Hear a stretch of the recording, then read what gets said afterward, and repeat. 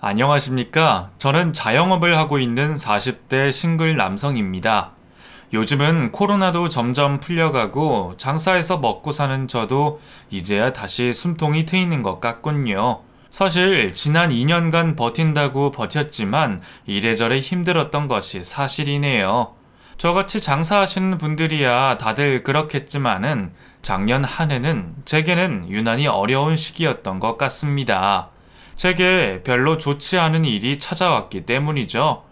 솔직히 자랑할 만한 일도 아니고 내 무덤 내가 팠다 싶어서 말하고 싶지는 않았으나 혹시 어딘가에 저같이 바보 같고 불쌍한 영혼이 있지는 않을까 하여 이렇게 사연을 보내봅니다. 젊었을 적 저는 참 별 볼 일 없는 인간이었습니다. 어려운 집안 환경 탓에 고등학교도 겨우 나왔고 어려서부터 우유 배달과 신문 배달을 하면서 생활비를 벌어다 썼었죠. 돈이라면 먹고 죽을 내도 없을 집구석이었기에 저뿐 아니라 우리 집 형제들은 다들 힘든 삶을 살아야 했습니다. 그러다가 20살 되고 얼마 안 있어 부모님이 일찍 돌아가시고 그 뒤로 형제들은 모두 자기 먹고 살 길 찾아 뿔뿔이 흩어지게 되었습니다. 애초부터 살가운 형제 사이도 아니었지만 부모님마저 돌아가신 뒤에는 정말 연락 한번 하고 살 일이 없었네요. 아마 저뿐만 아니라 다들 먹고 살기 바빠서 무소식이 희소식이라 하고 살았을 겁니다. 그렇게 어쩌다 보니 세상 천지 의지할 곳 하나 없이 살게 되었네요. 그놈의 돈이라는 게 뭔지 참 지긋지긋하면서도 없으면 없어서 서글픈 현실이지 않습니까? 그래서 저도 어려서부터 목표는 오로지 하나였습니다. 무슨 일을 하더라도 제발 남들만큼 벌어먹고 살자였죠. 배고프고 서러운 적이 한두 번이 아니었기에 죽기 전에 하루만이라도 제발 돈 걱정 없이 떵떵거리며 살아보고 싶었죠. 하지만 날 때부터 가진 게 없었으니 남들만큼 기회를 얻기도 쉽지 않았고 저는 그렇게 밑바닥부터 천천히 시작했습니다. 가진 게 아무것도 없지만 그땐 젊은 게 제 유일한 재산이었네요. 머리 쓰는 건 할 줄 모르니 사무직은 당연히 꿈도 못 꾸고 그나마 건강한 몸뚱이 하나 믿고 열심히 살았습니다. 새벽 시장에서 물건 옮기는 일도 해보고 택배 상하차도 하고 노가다도 해보고 몸 쓰는 일은 아마 거진 다 하고 살았을 겁니다. 일하고 들어오면 피곤해서 쓰러져 잠밖에 자질 못하니 그만큼 저축하기는 쉬웠죠.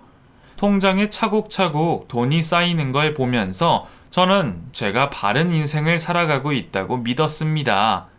결혼이고 연애고 꿈도 꿔보지 못하면서 그저 돈만 모으면 행복한 줄 알았죠.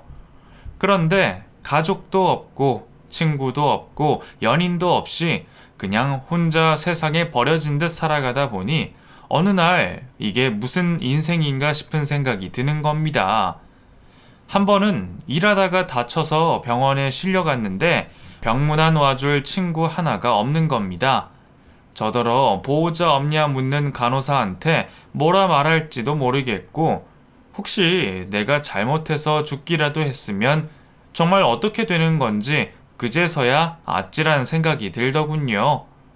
그때부터 저도 조금씩 인생을 배워가기로 했습니다. 당장 내일 죽더라도 아쉽지 않게 살기로 말이죠. 너무 돈만 보고 달리지 말고 죽기 전에 절절한 사랑도 한번 해보고 세상 좋은 것들도 좀 둘러보고 살자고 말이에요. 그것도 돈 없이는 하기 힘들지만 그래도 꼭 돈이 있어야 하는 건 아니더군요. 사계절 아름다운 경관은 무료이고 따뜻한 햇살과 붉은 노을은 누구나 볼 수 있는 거니 말입니다. 그렇게 조금씩 주변을 살피고 살다 보니 그제서야 이것저것 눈에 들어오는 것이 생겼습니다. 그리고 한 여자를 알게 되었죠. 진작부터 제게 친절하게 굴었던 인력회사 격리 아가씨는 미인형은 아니지만 맑은 얼굴이 참 보기 좋은 사람이었습니다.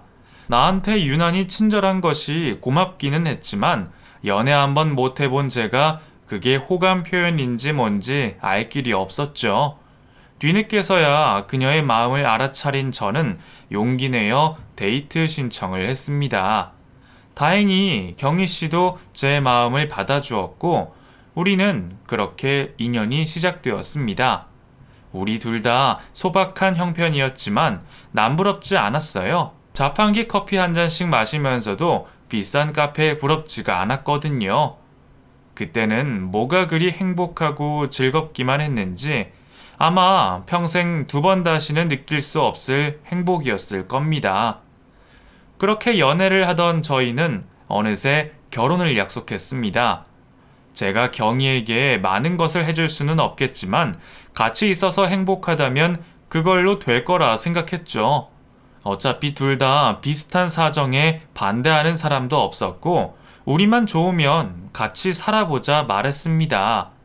지금 생각하면 정말 멋대가리 없는 청혼이었는데 그걸 좋다고 덥석 받아준 경희에게 참 고맙네요. 그렇게 저희는 둘이 모은 돈을 탈탈 털어 방 2개짜리 신혼집을 얻었고 결혼 생활을 시작했습니다. 혼수라고 할 만한 건 별로 없었어요. 서로 쓰던 물건들 들고 왔었고 그나마 신혼이라고 같이 밥그릇과 국그릇을 고르러 다닌 게 전부였네요. 나란히 놓인 공기 2개를 보고 결혼했다며 서로 끌어안고 좋아하던 우리였습니다. 결혼식 없이 혼인신고밖에 못하고 살았지만 언젠가 돈 많이 벌어서 결혼식도 올리고 신혼여행도 가자 말했죠.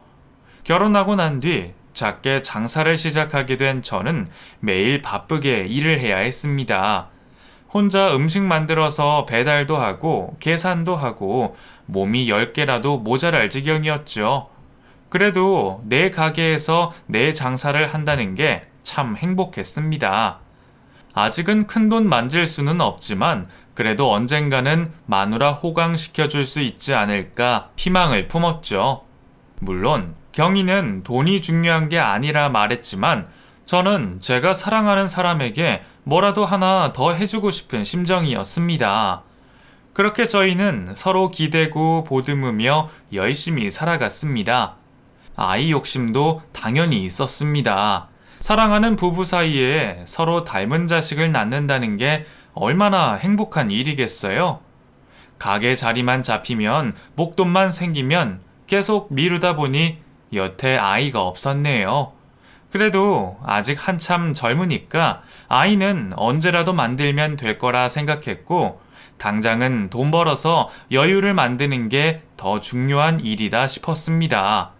어느덧 결혼 5년 차가 되었던 저는 이제 겨우 숨통이 트이겠다 생각했고 우리도 30 나이가 넘었으니 더는 미루지 말고 아이를 갖자 생각했죠. 아이를 참 좋아하던 아내는 제게 아들을 가지고 싶은지 딸을 가지고 싶은지 몇 번이나 물어보곤 했습니다. 그때마다 저는 아들이던 딸이던 좋다고 했고 아내는 둘 다 가지고 싶다 말했죠. 임신을 준비하며 병원에서 처방받은 엽산을 열심히 챙겨 먹던 아내였습니다. 언제 아이가 찾아올지 매일 태몽을 기다리던 사람이었죠. 하지만 하늘이 참 무심하셨습니다. 이제 겨우 집사람 마음 편하게 해줄 수 있겠다 싶었던 그때 아내에게 사고가 찾아오고 말았습니다.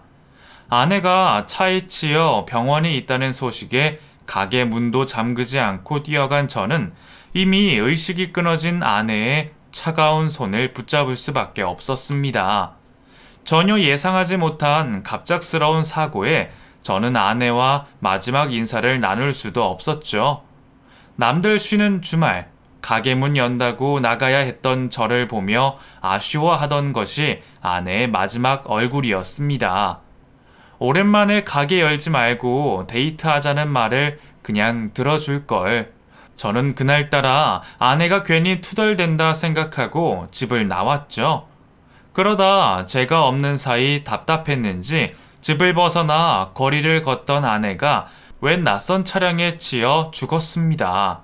뺑소니를 치고 간 그 차량은 겨우 잡았으나 그놈을 잡아 죽여봤자 이미 떠난 제 아내를 살릴 수는 없는 일이었습니다.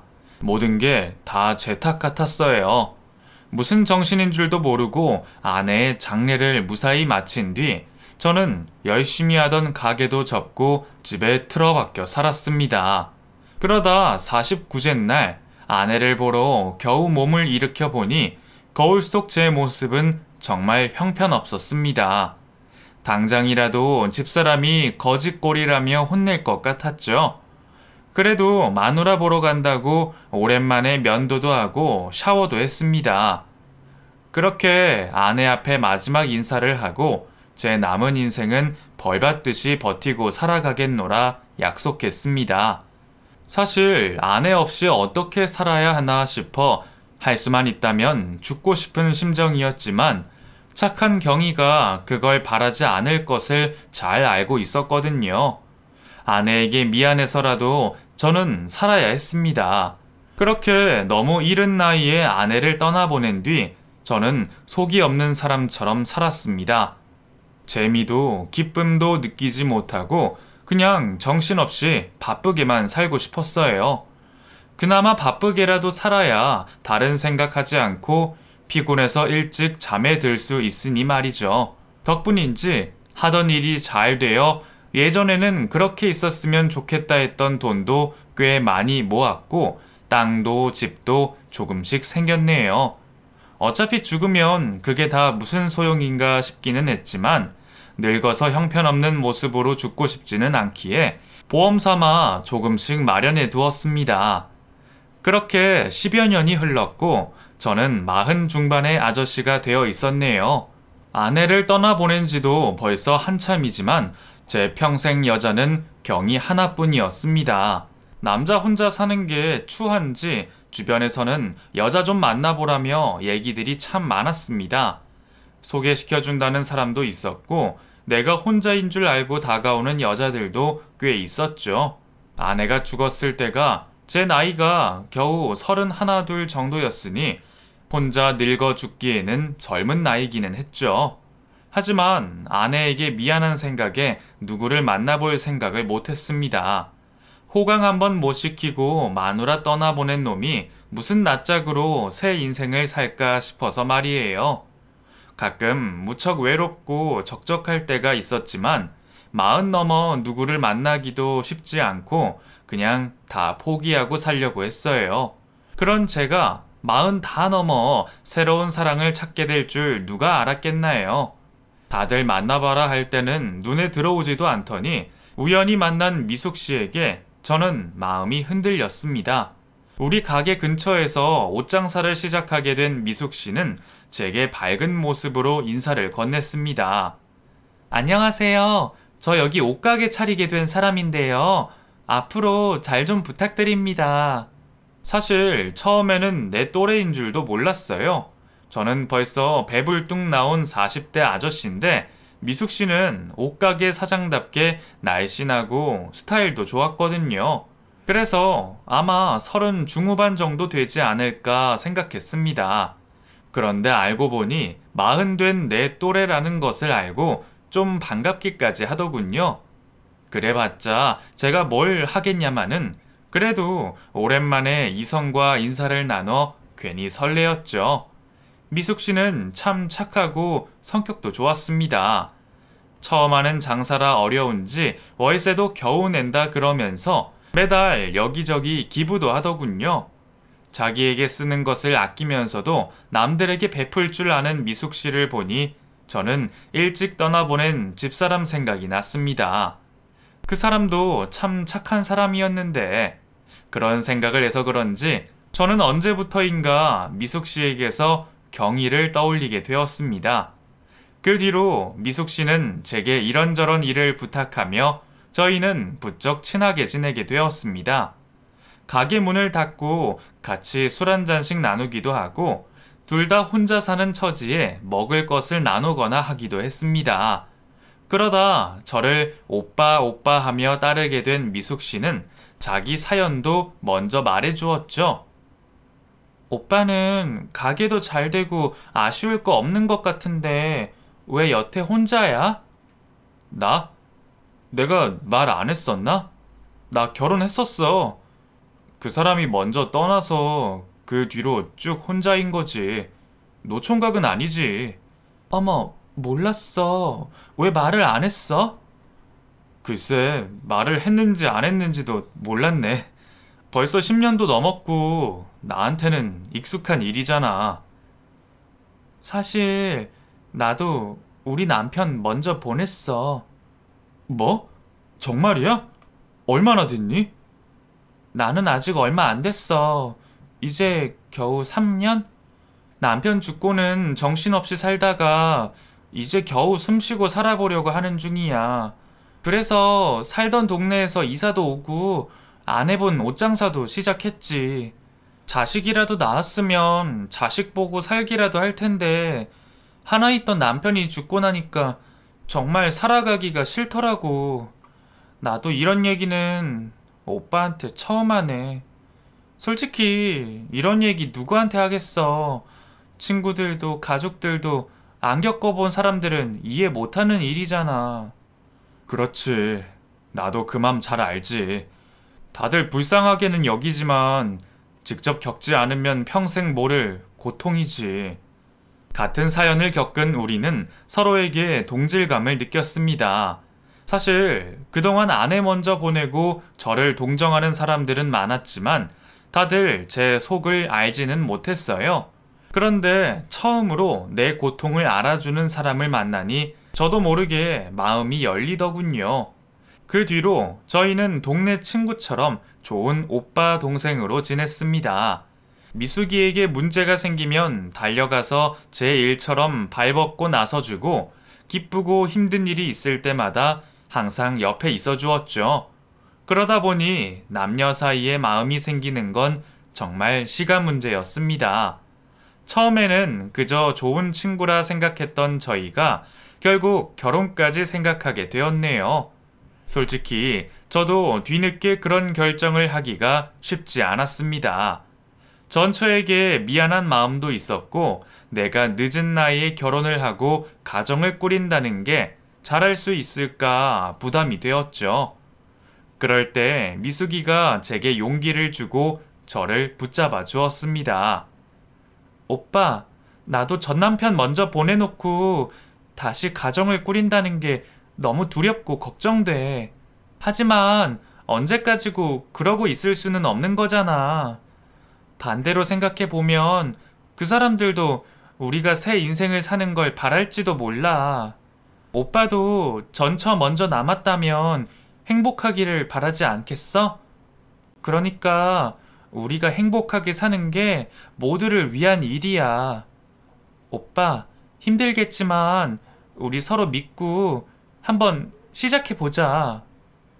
그렇게 저와 미숙이는 서로의 아픔을 보듬어주며 앞으로 남은 인생의 절반을 함께 하기로 약속했고 작게나마 결혼식도 올렸죠. 경희에게 꼭 웨딩드레스를 입혀주고 싶었었는데 돈 벌고 여유 생기면 결혼식 올리자고 했던 그 약속을 결국 지키지 못했던 것이 다시금 떠올랐습니다. 그래서인지 누구보다 행복해야 할 재혼식 날, 저는 고생만 하고 떠난 전처 생각에 마냥 웃을 수만은 없었네요. 하지만 그러면서도 한편으로는 앞으로 남은 인생 함께할 사람이 생겼다는 것에 기뻤습니다.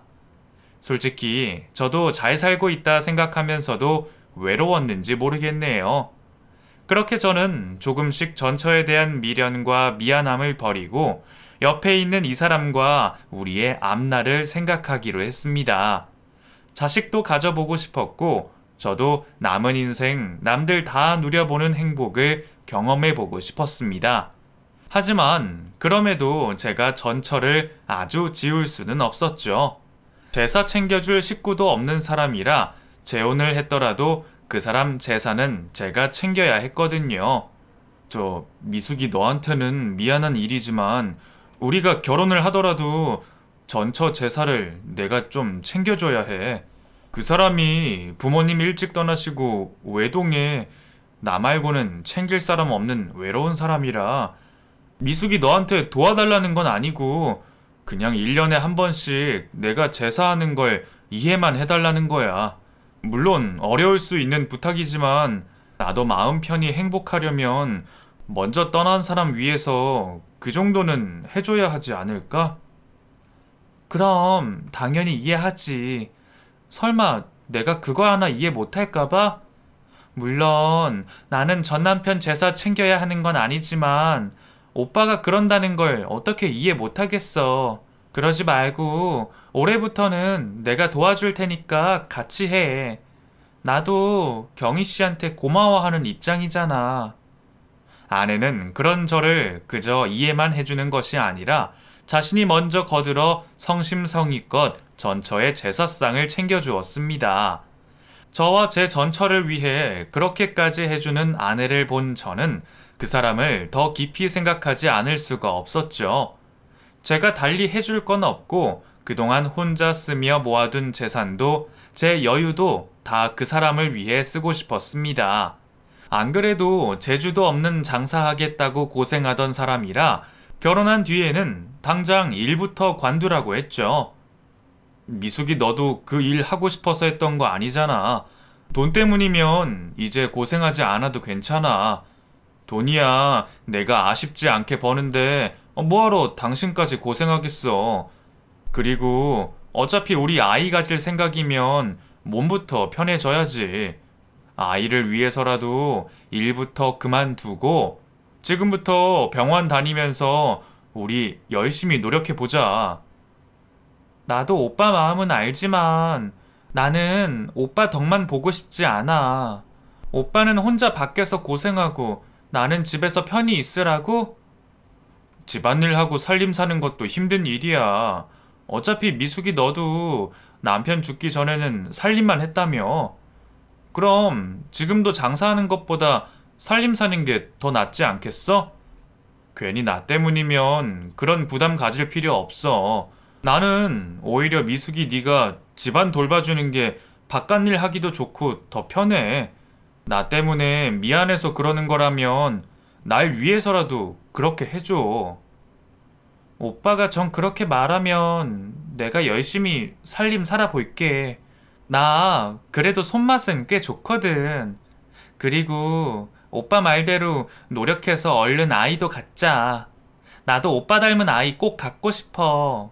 우리 앞으로 정말 행복해지자. 제가 알던 미숙이는 제가 걱정을 시킬 만한 그런 사람이 아니었습니다. 살림하면서도 돈 한 푼 아껴 썼고 음식도 늘 자기보다 제 입맛에 맞춰주곤 했죠. 아이를 갖기 위해서도 열심히 노력하는 아내를 보며 저는 고마웠고 그런 사람과 결혼을 했다는 게 참 행복했고 그렇게 저는 늦게라도 재혼하기를 잘했다 생각하며 하루빨리 아이를 얻기를 원했습니다. 하지만 남들보다 늦은 나이 때문인지 아이가 금세 찾아와 주진 않았습니다. 물론 아직은 희망이 있는 나이였고 병원에서도 조바심 내지 말고 준비해 보자고 하셨지만 저는 뒤늦게 얻은 행복이 사라질까 불안했던 건지 하루빨리 아이를 보고 싶었죠. 그렇게 1년, 2년이 지나고도 소식이 없자 아내도 저도 점점 지쳤습니다. 아이는 욕심인 걸까 싶어 포기해야 하나 싶기도 했죠. 그리고 그쯤부터 아내도 달라지기 시작했습니다. 언젠가부터 아내는 부쩍 짜증이 많아졌고 제게 하는 표현도 관심도 이전만 못해졌습니다. 늘 제 휴일만 기다리며 데이트하자던 아내는 피곤하다며 늦잠에 저 혼자 밥을 먹게 했고 매일 제가 퇴근하고 돌아오기만을 기다리던 예쁜 아내도 더는 없었죠. 제가 집에 들어와도 본체 만체하고 무슨 일이 있는지 궁금해하지도 않는 아내의 모습에 저는 실망감을 느꼈습니다. 사람이 언제나 최선을 다할 수 없다는 건 저도 알지만 작은 표현 하나 없는 아내를 보니 괜히 섭섭해지더군요. 피곤하더라도 관심은 가져줄 수 있는 것 아닌지 내가 뭘 잘못이라도 한 건지 걱정이 많았습니다. 결국 제가 참다 못해 한 소리를 하게 되면 그건 대화가 아니라 꼭 싸움으로 번지게 되었죠. 여보, 나 배고픈데 집에 밥 없어? 밥솥에 없으면 없는 거겠지. 내가 밥하는 사람이야? 밥 없으면 해 먹던가 아니면 시켜 먹지. 누워있는 사람을 왜 불러?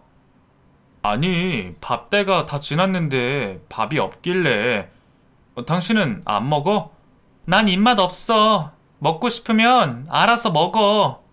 언제는 살림 하나는 자기더러 제대로 맡겨달라던 사람이 언젠가부터 밥을 안 하지 않나 반찬을 사다 먹고 그저 물어보는 일로 짜증을 내고 심지어는 제가 말 걸기 전에는 대꾸도 없었죠.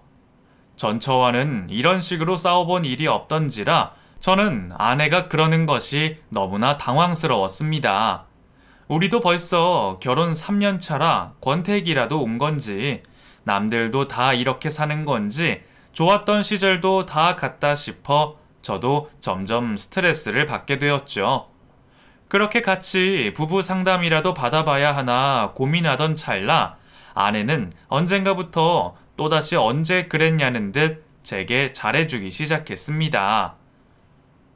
여보, 오늘도 많이 힘들었죠? 얼른 씻고 와. 밥 먹자. 늦었는데 먼저 안 먹었어? 당신도 안 먹었을 텐데 내가 어떻게 먹어? 나 배고프니까 빨리 와. 당신 요즘엔 기분이 좋은가 봐? 응? 내가 뭘? 아니, 요 몇 달간 부쩍 짜증내더니 요즘에는 안 그러네? 내가 짜증을 냈어? 몰랐어? 그 만사 귀찮은 것처럼 굴고 내가 무슨 말이라도 하면 화만 냈잖아. 아닌데? 내가 그랬으면 미안해. 아마 내가 임신 스트레스 때문에 예민했나 봐. 좀 우울했던 것 같더라고.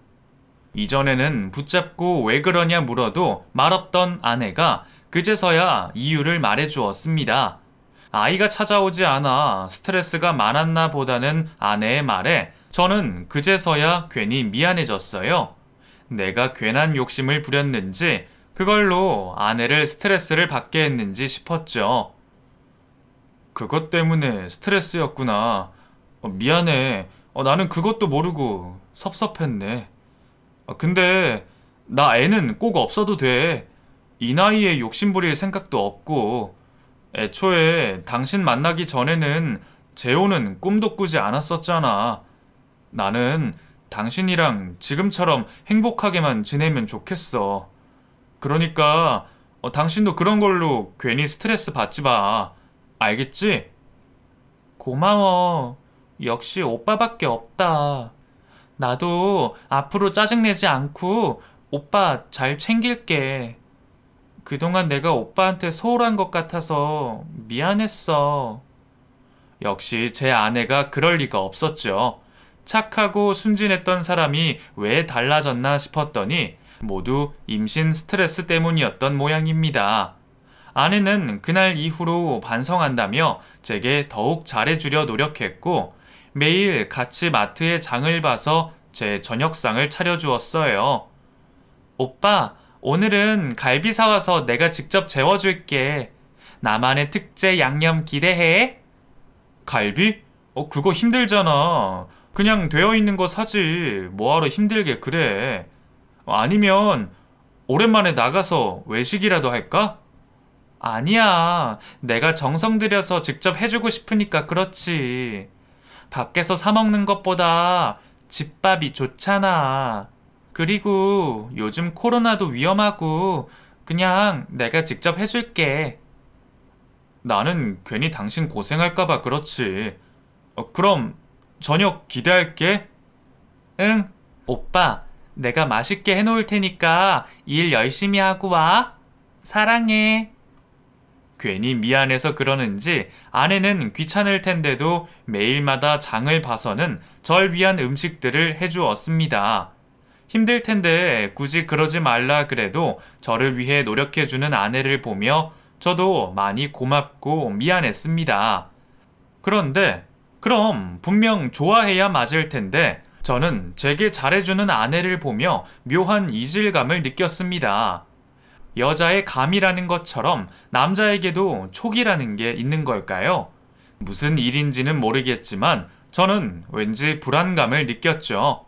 아내는 이전처럼 제게 다정하고 밥도 잘해주는데도 저는 뭔가 마음이 편하지가 않았습니다. 그렇다고 의심을 할 만한 일은 또 없었어요. 유난히 밝아 보인다 뿐이지 다른 문제가 있어 보이지는 않았습니다. 하지만 너무 좋기만 한 것도 조금 이상하지 않을까요? 그것도 갑자기 태도가 바뀌면 더더욱 말입니다. 묘하게 들떠 보이고 콧노래를 부르는 것이 제가 모르는 특별한 일이 있는 건 아닐지 궁금했습니다. 당연히 아닐 거라 생각하면서도 저는 왠지 아내가 의심스러웠습니다. 하지만 다른 사람은 몰라도 아내는 의심을 할 만한 사람이 아니었어요. 친구들을 자주 만난다거나 모임 같은 걸 하는 것도 아니고 낮에는 살림하고 장보러만 다니며 제가 쉬는 날에는 늘 저와 함께 있었으니까요.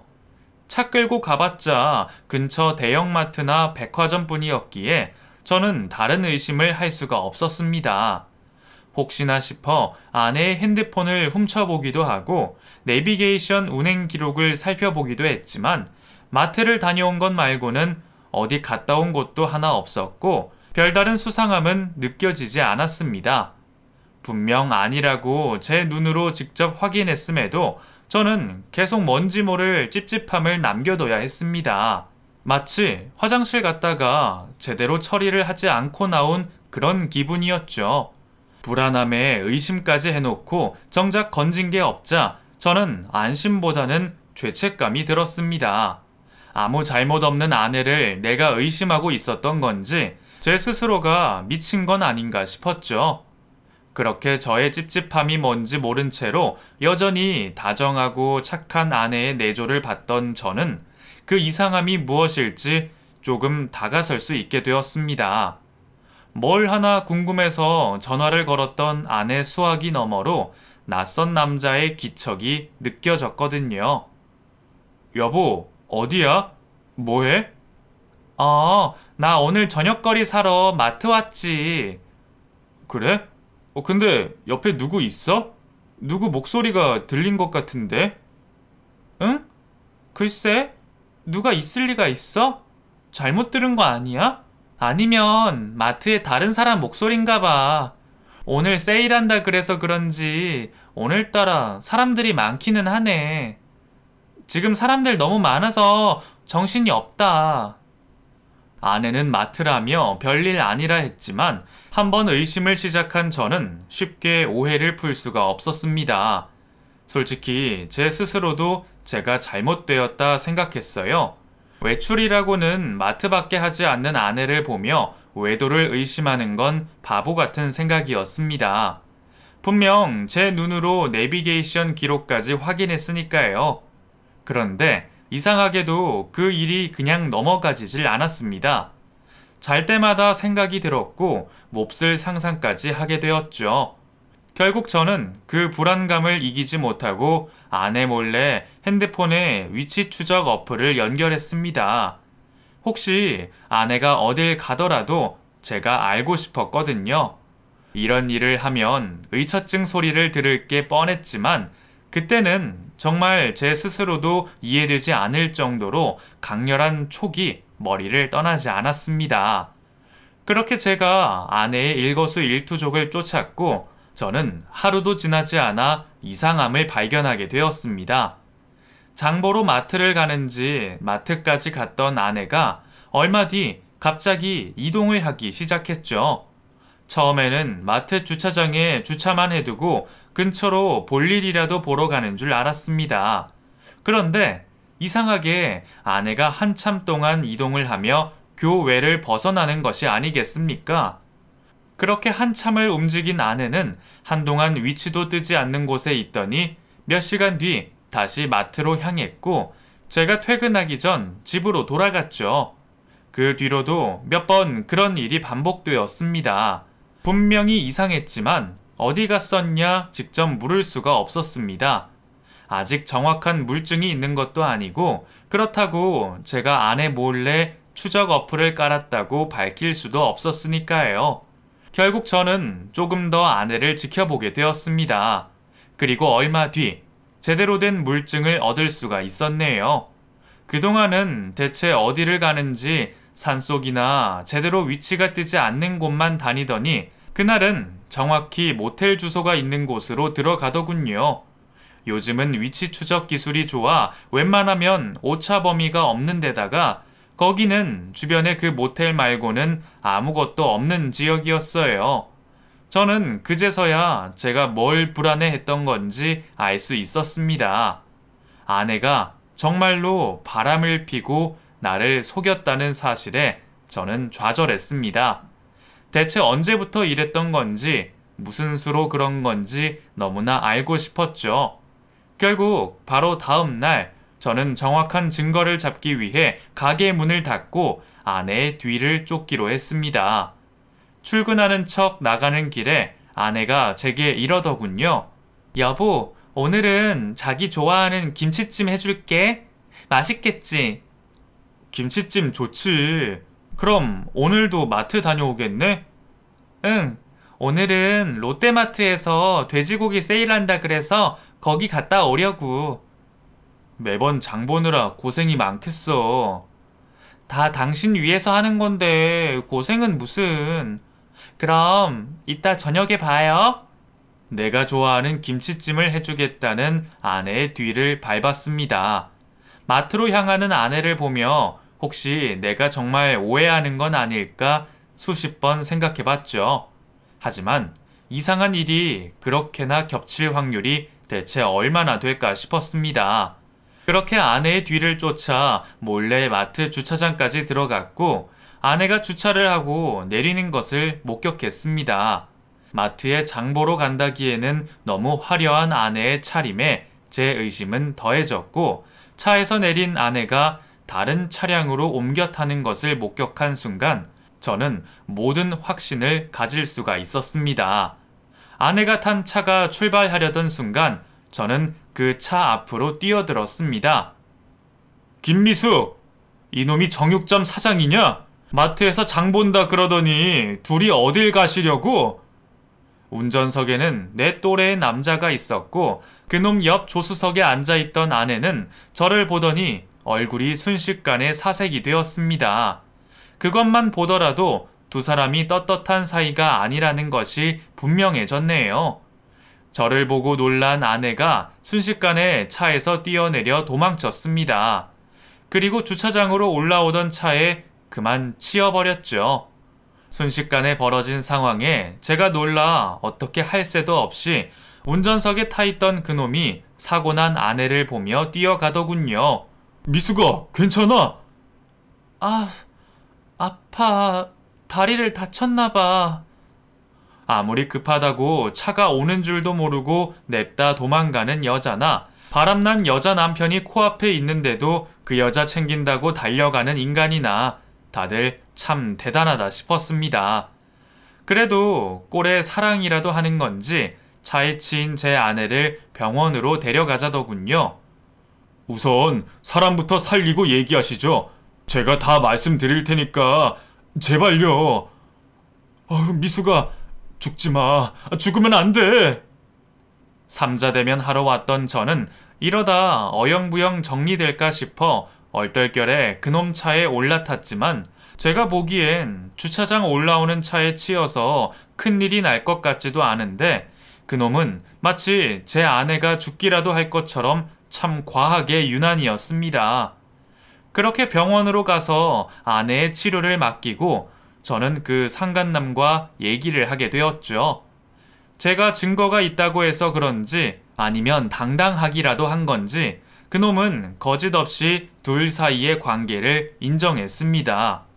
예, 저희 만나고 있던 거 다 맞습니다. 뭐 이제 와서 잘못했다고 한들 소용이 있는 것도 아니고 그래도 부정은 안 하겠습니다. 미숙이랑 저 서로 많이 좋아합니다. 그쪽 속인 건 미안하지만 우리도 어쩔 수는 없었어요. 내가 하면 로맨스고 남이 하면 불륜이라더니 그놈들 생각이 딱 그렇더군요. 자기네들이 천년의 사랑쯤 되는 줄 아는 건지 남편 앞에서 내 아내를 정말 사랑한다 말하는 겁니다. 저는 막상 그놈이 당당하게 나오니 오히려 무슨 말을 해야 할지 모르겠더군요. 그러는 사이 그놈은 내 마누라 챙긴다고 여기저기 뛰어다니고 정신이 없는지 핸드폰까지 흘리고 갔네요. 저야 그 와중에 바람난 마누라 걱정을 하는 것도 이상하고 그런 생각도 들지 않았지만 내 앞에서 더 난리치는 상간남을 보고 있는 것도 머리가 아팠습니다. 대체 뭐하는 놈인가 싶어 저는 그놈이 없는 사이 핸드폰을 열어보았죠. 그런데 더 기가 막힌 일이 있더군요. 아무렴 유부녀랑 바람이 났어도 사랑한다 당당하게 말하는 걸 보면 당연히 싱글이겠지 생각했는데 이놈도 똑같이 가정이 있는 겁니다. 처자식 사진을 배경화면으로 해놓고 바람 피러 다니는 남편은 대체 무슨 생각일까요? 저도 제가 불쌍했지만 남편이 그런 줄도 모르고 밖에서 고생한다 걱정하고 있을 그 집 와이프를 생각하니 제가 다 눈물이 앞을 가렸습니다. 화목해 보이는 가족 사진을 보면 그 집 여자도 자기 남편이 뭐하고 다니는지 전혀 모르고 있는 것 같은데 말이에요. 저는 그 길로 상간남 와이프에게 전화를 걸어 병원으로 오라 알려줬습니다. 처음에 병원으로 오라는 말에 자기 남편이 어찌 된 줄 알고 걱정하는 목소리를 들으니 더 애잔한 생각이 들더군요. 아마 나도 아무것도 몰랐으면 그 여자랑 똑같이 걱정을 하고 있었겠죠. 그렇다고 괜히 다 말해주면 오다가 사고라도 날까 싶어 대충 빨리 와달라고 했습니다. 내 와이프가 상간남 손을 잡고 검사를 받으러 간 사이 상간남 와이프가 병원으로 도착했네요. 저 연락 주신 분이 그쪽이세요? 저희 남편 핸드폰을 주우셨다고요? 예, 그게 사실 아까는 너무 놀라실까봐 제대로 말씀 못 드렸는데요. 그쪽 남편분이랑 제 아내랑 바람이 났거든요. 제가 그 현장 잡다가 사고가 나서 지금 검사받고 있고요. 아, 다친 건 남편분이 아니라 제 아내입니다. 예? 그게 무슨 말이에요? 지금 저랑 장난이라도 치는 거예요? 이거 혹시 보이스피싱 그런 거예요? 아니요, 그런 건 절대 아니고요. 저 이상한 사람 아닙니다. 물론 이 상황이 이해 안 가실 거 저도 잘 압니다. 저도 그쪽이랑 비슷한 입장이다 보니 지금 이 상황이 참 어이없고 황당하거든요. 근데 다 사실이거든요. 이게 제가 아까 찍은 동영상인데 두 사람이 차 타고 움직이려는 거 보이시죠?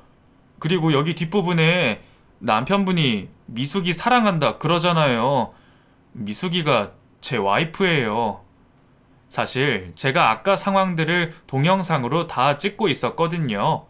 역시 말보다는 직접 보여줘야 이해가 되는지 동영상을 본 상간남 와이프도 모든 상황을 이해한 모양이었습니다.